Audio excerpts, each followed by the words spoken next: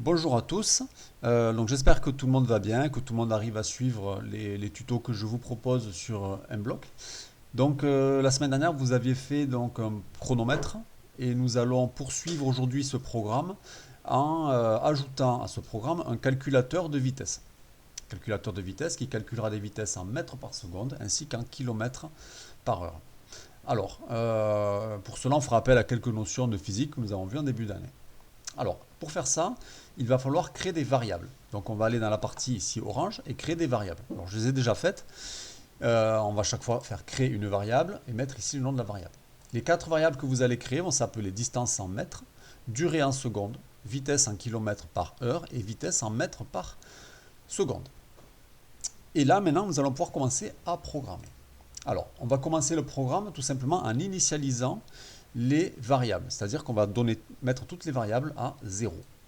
Alors, on va mettre au début du programme, définir distance en mètres à 0, définir durée en secondes à 0, définir kilomètres par heure à 0 et définir vitesse en mètres par seconde à 0.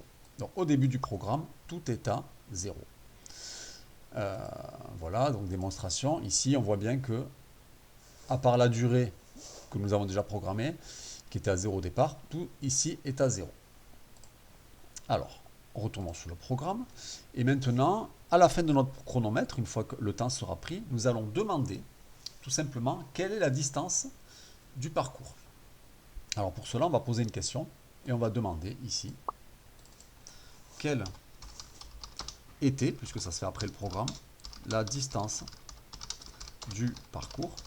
Et on va évidemment proposer une unité en mètres. Voilà.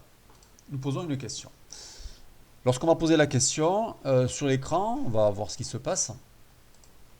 Donc après le chronomètre évidemment, donc, le chrono s'affiche et lorsque je vais appuyer sur espace, le chrono s'arrête. Et donc une question apparaît avec ici une zone pour saisir le texte. Je vais donc ici saisir une distance.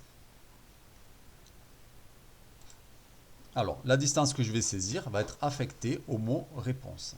Alors je vais retourner ici dans les variables et maintenant je vais dire que ma distance en mètres va être égale à la réponse que j'aurai donnée à la question. Là, maintenant, nous connaissons la distance du parcours ainsi que sa vitesse. Nous allons donc pouvoir faire des calculs de vitesse. Alors maintenant, je vais mettre mes variables et je vais donc définir ma vitesse en mètres par seconde. Et cette vitesse en mètres par seconde, pour la trouver, je dois faire un petit calcul. Ce petit calcul, vous le connaissez, c'est la distance divisée par la durée.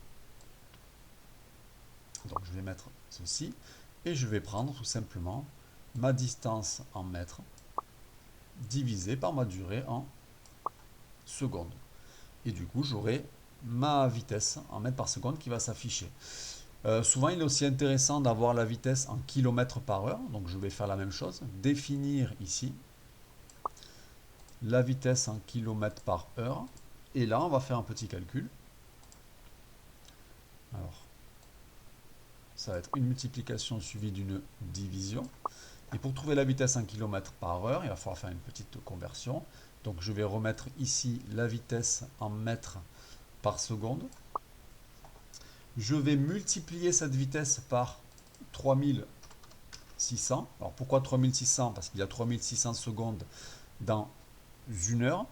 Donc ça va me donner le nombre de mètres par heure que va faire le dragster ou la personne. Et ensuite, je vais diviser par 1000 tout simplement pour me trouver un résultat en kilomètres par heure et non plus en mètres par seconde. En kilomètres par seconde. Voilà. A priori, mon programme doit fonctionner. On va faire le test. Alors, le compteur à rebours est lancé. On va imaginer qu'on court en 100 mètres. Donc, je vais attendre à peu près une dizaine de secondes avant d'arrêter le chronomètre.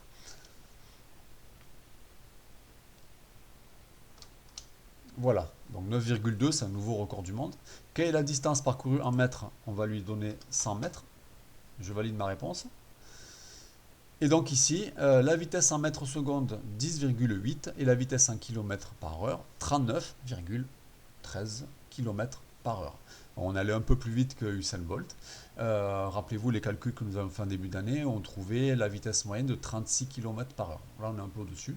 Mais en fait, ce programme nous permet quand même de calculer une vitesse. Voilà, donc maintenant ça va être à vous de jouer. Donc je vous propose de refaire ce programme. Euh, voilà, après n'hésitez pas à le modifier, à faire des tests, à essayer de faire un chronomètre plus précis, peut-être en millisecondes, en centisecondes, euh, peu importe, à le décorer, à mettre un fond d'écran. Voilà, je vous laisse libre de faire un peu ce que vous voulez. Et on ajoutera la fois prochaine encore une troisième chose à ce chronomètre pour qu'il soit un peu plus joli à regarder. Voilà, donc je vous dis à tous bon courage pour ce travail euh, et donc à la semaine prochaine pour un nouveau tuto. En attendant, soyez bien sages et travaillez bien. Au revoir.